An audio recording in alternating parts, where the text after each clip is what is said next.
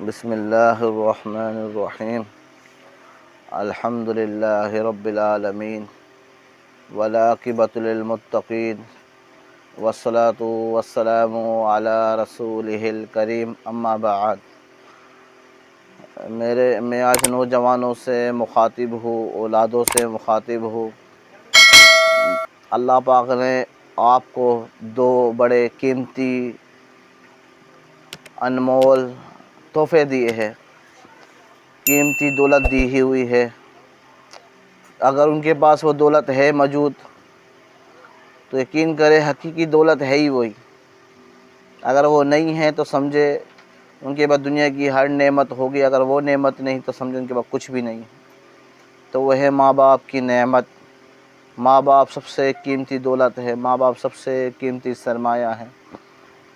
اگر ماں باپ کی قربانیوں کو دیکھیں تو جو صاحب اولاد ہے، جن کو اللہ نے اولاد عطا کی ہے، تو وہ جانتے ہیں کہ اولاد کو پالنا کتنا زیادہ مشکل ہے۔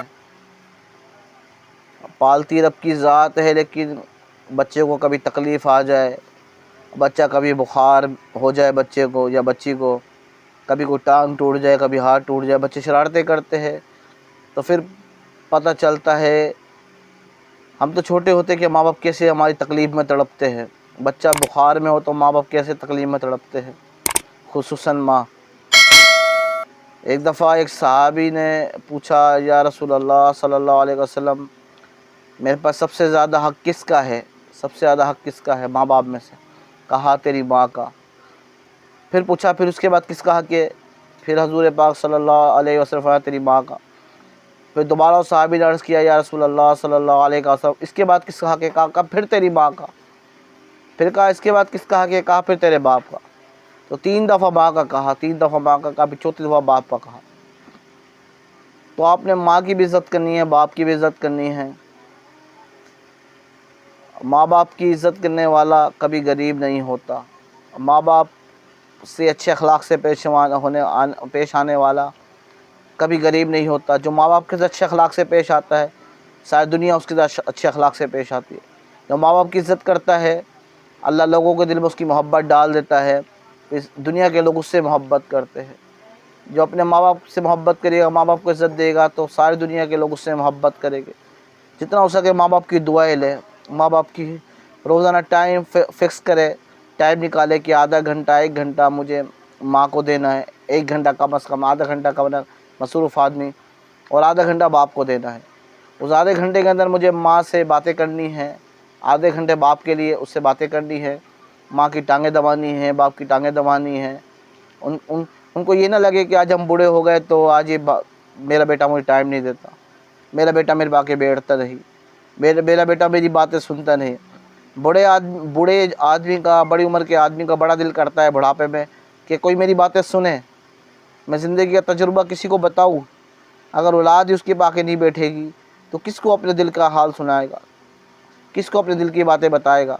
تو اس کا دل کرتا ہے میرا بیٹا، جیسے بچپن میں ماں باپ اپنے بچے سے کھیلتے ہیں، اس کے بچہ ہوں ہاں کرتا ہے، ماں باپ اس کی ہوں ہاں پہ بھی خوش ہو رہے ہوتے ہیں، مسکرا رہے ہوتے ہیں، اور بچے سے کھیل رہے ہوتے ہیں، تو ان کا دل کرتا ہے آج ہم بچے کو ٹائم دے رہے ہوتے ہیں۔ جب وہ کہتے ہیں جب ہم بوڑھے ہو جائیں گے تو بھی ہمیں ٹائم دیں گے۔ لیکن دیکھا گیا آج کل نوجوانوں کو ٹائم ہی نہیں ہے ماں باپ کے لیے، ماں باپ کی باتیں سننے کے لیے ٹائم ہی نہیں۔ وہ باتیں کرے تو ہنستے ہیں کہ انہیں کیا پتہ، انہیں بڈھا بڈھی کو کیا پتہ، ایسے فضول باتیں کر رہے ہیں، یا ایک بات بار بار دہرا رہے ہیں۔ میرے بھائیو، اگر آپ کا باپ یا آپ کی ماں آپ سے ایک بات بار بار بھی کہتے ہیں تو آپ ناراض نہ ان کی بات سنیں۔ آپ کو سمجھ میں نہیں آ رہا تو ادب کے دائرے میں لے کے اماں جی، پاپا جی، ماما جی، ابو امی، بڑے ادب سے ان کی بات سنیں، جیسے بچپن میں ہماری باتیں سنا کرتے۔ اور جب وہ ہمیں بلائے تو بڑی پیار سے ان کے پاس جائے، انہیں پیار سے جواب دے۔ ایسے نہیں کہ ہم اونچی آواز میں ان سے بات کریں، ان کا دل دکھ جائے، ان کو تکلیف ہمارے چہرے سے ظاہر ہو کہ یہ دیکھو کیسے ناگوار چہرہ بنا رہا ہے۔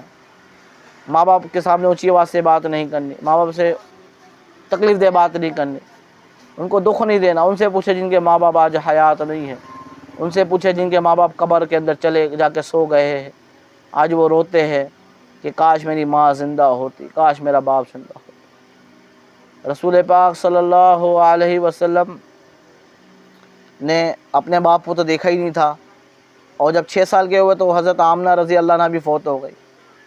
اور فتح میں جب آخری اللہ کے نبی ایک دفعہ دوبارہ جب گزر ہوا، صحابہ کراموں کو آپ آگے چلے جاؤ، اپنی ماں کی قبر پہ بیٹھے رو رہے تھے. بچپن میں بھی روئے، اور بعد میں جب مکہ کی طرف دوبارہ آئے تو ابوا کی طرف آئے تو دوبارہ رو رہے تھے.